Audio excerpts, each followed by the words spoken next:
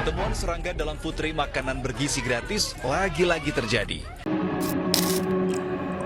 Lo semua pastinya udah mendengar ada program makanan bantuan gratis dari pemerintah yang niatnya buat nolong rakyat kecil, tapi malah bikin orang keracunan secara massal. Dan gue serius bikin video ini. Ini bukanlah teori konspirasi. Dan gue bakal bongkar kenapa program kayak MBG bisa berubah menjadi bumerang yang mematikan. Dan sebelum perkenalkan, nama gue Baron. Dan gue mantan kriminal yang sudah 3 kali keluar masuk dari balik jeruji besi itu, yang baru bebas 5 bulan ini kurang lebih.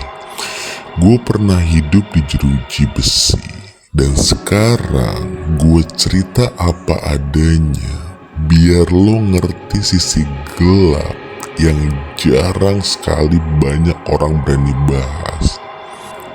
Dan dalam video ini gue bakal tunjukin juga ke lo semua gimana sistem bobrok ini bikin masyarakat jadi korban berulang dan berulang. Bahkan tanpa sadar mereka dijadikan kelinci percobaan. Oke, kita mulai. Program MBG awalnya dijual ke masyarakat sebagai salah satu solusi makanan gratis, gizi cukup, rakyat kecil terbantu. Kedengarannya manis banget, tapi faktanya ratusan orang keracunan setelah makan makanan dari program ini. Innalillahi wa innalillahi roji'un. Ampun ya Allah, ini terjadi di tempat kami di Desa Sirnagali, Kecamatan Cipongkor.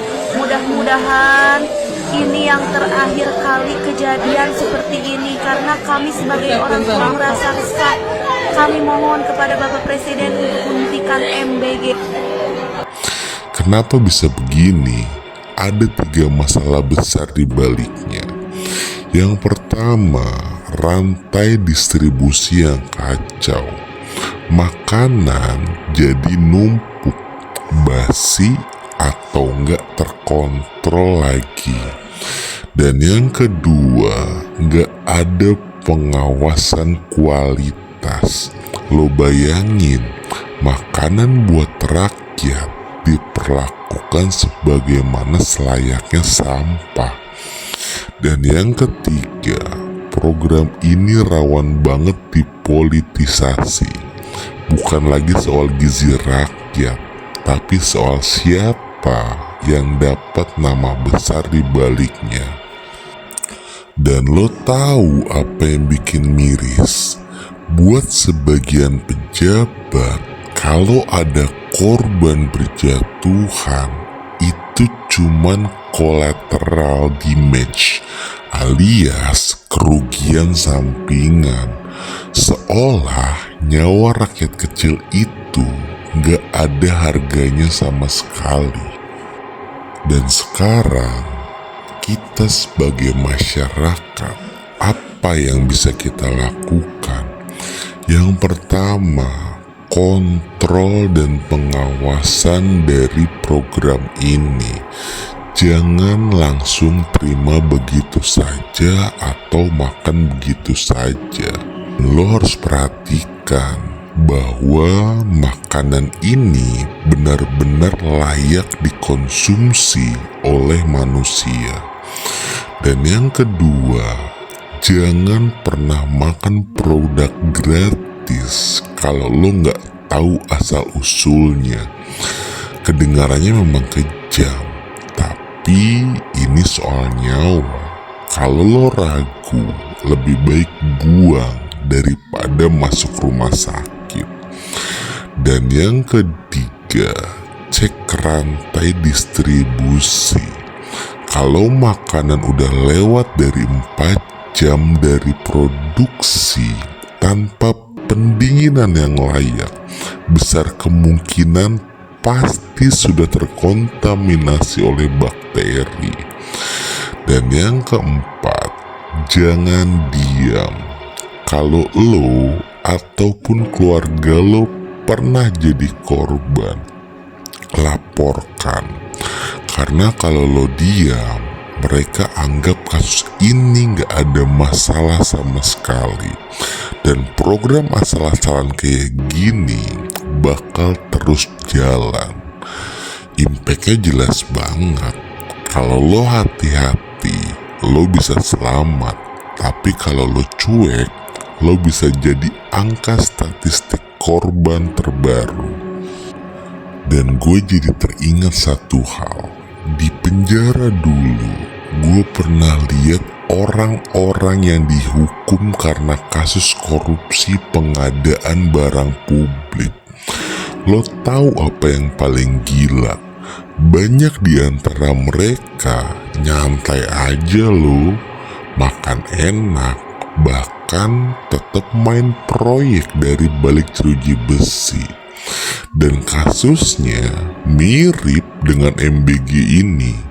Polanya sama, program gede, duit gede, pengawasan minim, dan yang jadi korban balik lagi rakyat kecil.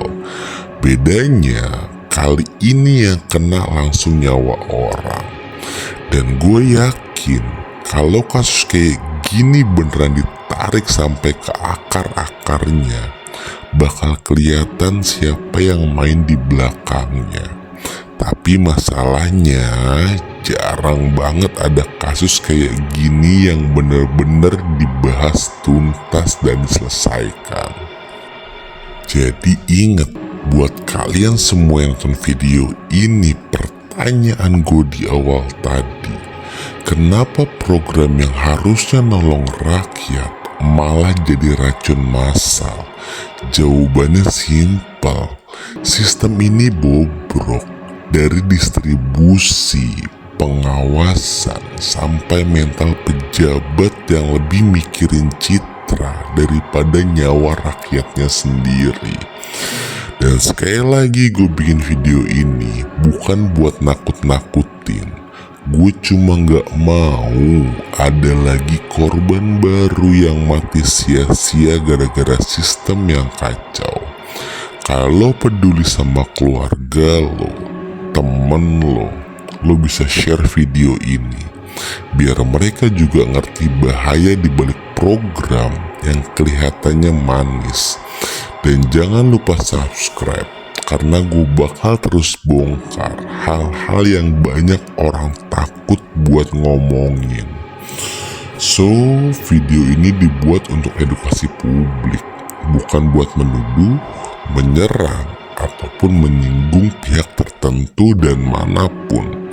Semua informasi berdasarkan fakta dan berita yang tersedia di ruang publik, riset terbuka, serta analisa pribadi gua sebagai orang yang pernah hidup di dunia gelap.